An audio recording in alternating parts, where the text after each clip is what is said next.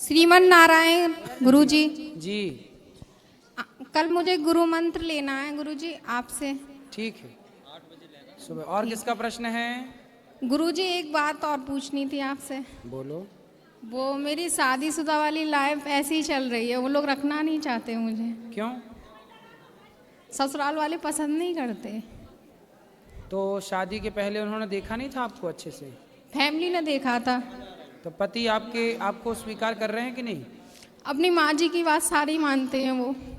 ठीक है, माँ की बात मानना अच्छा है, पर आपको साथ में क्यों नहीं रखना? पति ये कह रहे थे कि तू सिलाई सीख, यहीं पर है और तेरी शॉप खुलवा दूंगा, तू कासगंज आया करूंगा और एक बार तुझसे महीने मिलने और मैं वहाँ पर रहूँगा।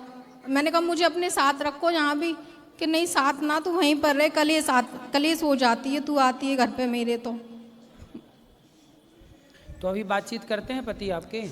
नहीं, अब तो कलेश बहुत ज़्यादा बढ़ गई है गुरुजी, इसलिए बातचीत अब कुछ नहीं हो रहा है। ये फ़ोन करके बोला था पापा से कि अब सब कुछ ख़त्म करूँगा मैं।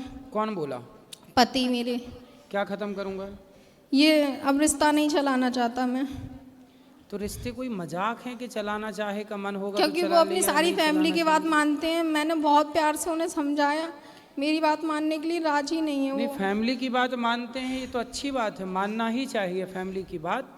पर फैमिली की बात मानने का मतलब ये नहीं कि आप अपनी पत्नी को छोड़ दें। एक पक्ष की तरफ देखें, दूसरे पक्ष की तरफ ना देखें, एक पक्ष सुने दूसरा पक्ष ना सुने, ये बिल्कुल गलत है।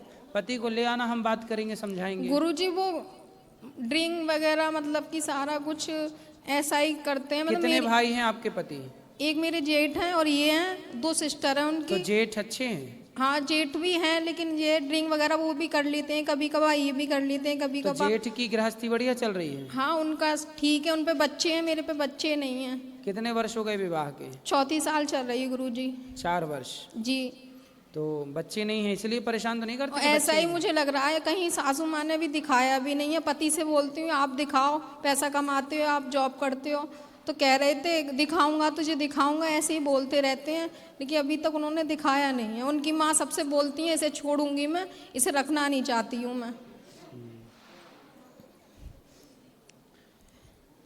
पति को ले आना हमारे पास, बात करेंगे। गुरुजी मैंने उनसे बोला था एक बार आप भागवत में चलो, गुरुजी से मिलेंगे, कि मैं नहीं तुझे जाना, तुझे कहीं मना नहीं है, तू जा सकती है दर्शन कर बिहारी जी के, लेकिन कहीं भी आपको जा। ना भी अपने पति से दूर नहीं रहना चाहिए। क्लेश तो गुरुजी देखो। लेकिन वो रखना नहीं चाह रहे, ये कह रहे हैं कि अगर तू घर पे आएगी तो मेरे घर वाले तुझे घुसने नहीं देंगे। घर वाले कौन? सासू माँ। अरे सास की छाती पे चढ़ जाना तुम। बोले काहे नहीं घुसने दोगी बुढ़िया? हम भगा के आए हैं, तुम्हारे पति भगा। हम शादी अच्छे से हुई थी, राजी मर्जी से। हाँ, शादी फैमिली की दोनों की मर्जी फिर से। बोले तब आंखें फूटी थी, तब देखा ये नहीं कह था। रहे अब बोलते हैं कि तू जान और तेरा हस्बैंड जान, इसमें हम लोग कुछ नहीं, हम तो तुझे वहीं रखना। रहो, छाती में मूंग दरो सास की। सास की छाती में मूंग दरो, वहीं रहो।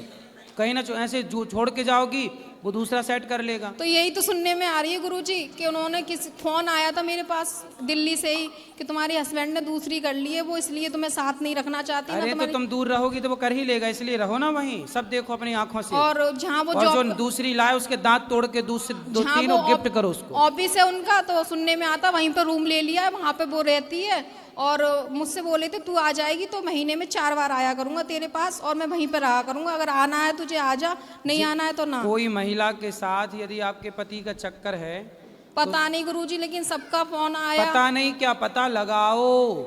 तुम दुर्गा हो तो काली महाकाली भी बनो। कब तक बनी रहोगी भोली भाली?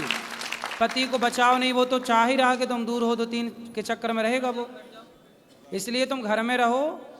अब सास जब अपनी तरफ से सब कार्य कर ली तो उसको उसके तरीके से समझाओ, हाथ जोड़ के समझाओ दुनिया वालों को। यदि हाथ जोड़ के नहीं माने, नहीं मैंने गुरुजी सब तरीके से कर लिया। अरे सुनो, हाथ जोड़ के समझाओ दुनिया वालों को तब तक जब तक हाथ जोड़ने से लोग सुने।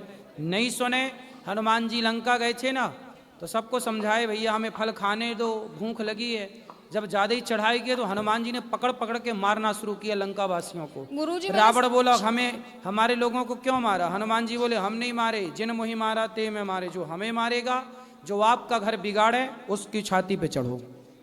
मैंने 4 साल से गुरुजी सबकी सेवा करी, जैसा वो साथ चाहती थी सब सेवा कुछ तो करते ही रहना। सबकी की, लेकिन फिर भी कोई समझने के लिए वहाँ कोई पक्ष में मेरे साथ खड़ा नहीं है। भगवान आपके पक्ष में, हम बोल रहे हैं जो वो करो।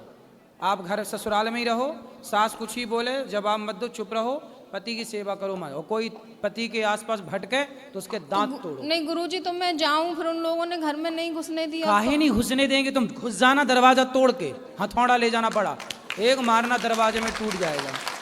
काहे नहीं घुसने देगा? बोले हम इस घर की बहू हैं, कौन निकाल सकता आपको? और वो कह रहे मैं तुझे रखना नहीं चाहता। अरे उसके कोई हंसी खेल है क्या? साग भाजी है कि फेंक दिया निकाल के?